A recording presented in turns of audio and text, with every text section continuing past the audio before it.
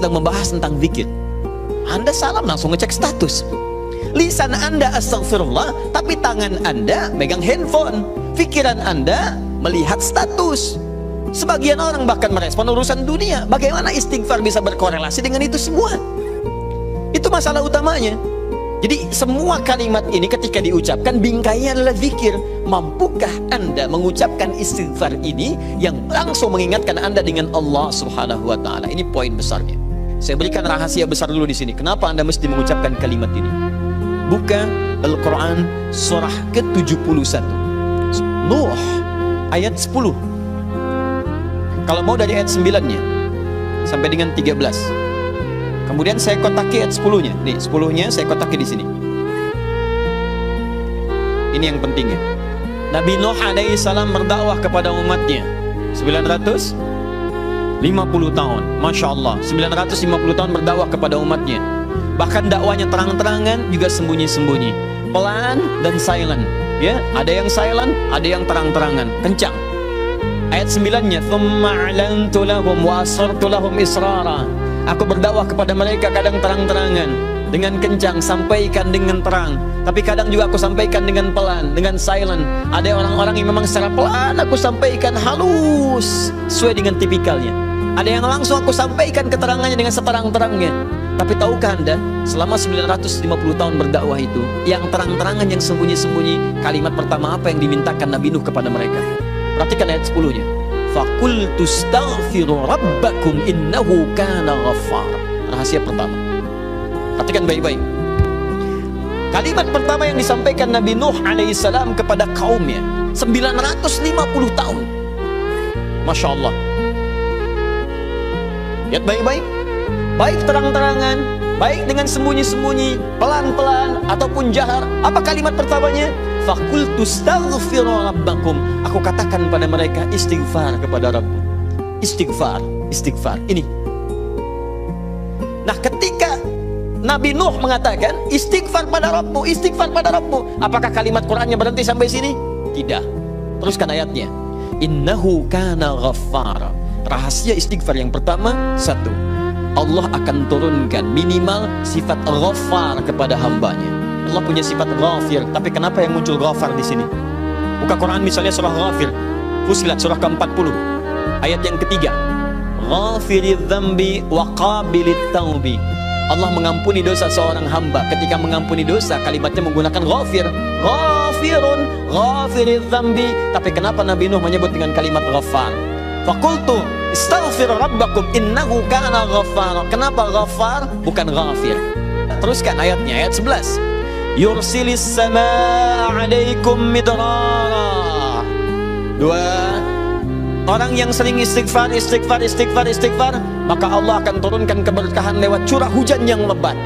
Ketika turun, airnya membawa keberkahan dalam kehidupan. Itu lain.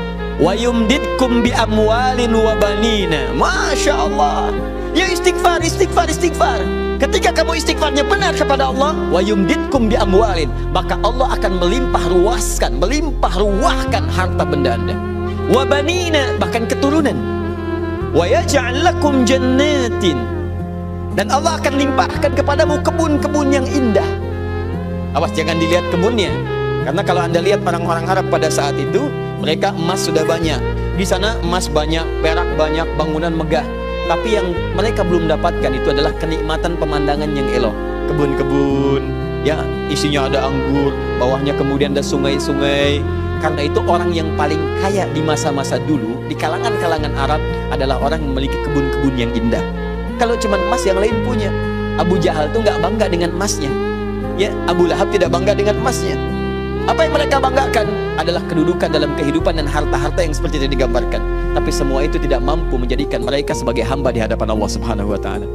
Poin yang paling besar, kalau disebutkan jannat dalam arti kebun-kebun dalam urusan dunia, itu maksudnya kenyamanan hidup. Wa yaj'al lakum anhara, kenikmatan hidup. Jadi ketika Anda diminta istighfar, astagfirullah, astagfirullah, astagfirullah, ternyata di antara esensi kalimat istighfar itu bukan kalimat biasa. Anda mampu mengucapkannya dengan baik, maka Allah turunkan kemuliaan lewat lisan Nabi Nuh itu. Faqultu astaghfiru rabbakum innahu kana ghaffara.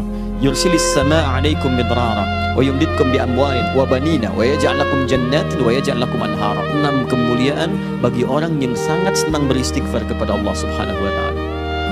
Tapi ini masih urusan dunia. Akhiratnya belum selesai. Pilih mana? Miskin masuk surga atau kaya masuk neraka? Ini jaminan kehidupan dunianya, mana akhiratnya? Ya Allah, kalau cuma dikasih dunia saya tidak mau. Jangan-jangan saya dunianya bahagia, akhiratnya nestapa. Maka adakah faidah dari istighfar untuk kehidupan akhirat saya? Kamu mau minta surga yang mana? Orang-orang surga biasa, saya berikan pada pelaku istighfar surga seluas langit dan bumi. Quran surah ketiga ayat 133. Di sini hidupnya lapang, di sini surganya seluas lapangan. Lapangannya apa? Bukan lapangan dunia. Perhatikan lapangan akhirat. Wasari'u ila maghfirah. Bergegaslah Anda untuk memohon ampunan Allah. Maghfirah, turunan kata dari istighfar, minta ampun. Bukankah istighfar minta ampun?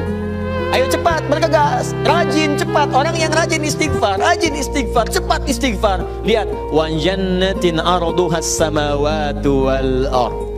Maka kami akan sediakan harapan baginya, menyediakan tempat kembalinya surga seluas langit dan bumi. Dan digolongkan ahli istighfar sebagai orang-orang yang takwa. Uiddat lil muttaqin, kami siapkan untuk orang takwa. Siapa orang takwa dimaksud? Awal ayatnya wasari'u ila maghfirah. Kalau ditawarkan begini, siapa yang tidak mengambil tawaran ini? Tapi persoalannya, kenapa orang banyak istighfar pasca salat bahkan lebih daripada 3 kali? Astagfirullah, astagfirullah, astagfirullah, astagfirullah, astagfirullah, astagfirullah. Tapi mapan juga tidak. Cek, ya silahkan lihat. 6 ini tidak diraih, keberkahan juga tidak didapatkan, dan seterusnya. Bahkan kemarin di Bekasi itu ada yang terlihat, kami lihat di CCTV itu, khusyuk pasca sholat, kayak orang menangis, astagfirullah, astagfirullah, astagfirullah. Sudah tenang, lihat kanan kiri, tas orang dirogok begini. Kok bisa tuh astagfirullah lagi ibu juga?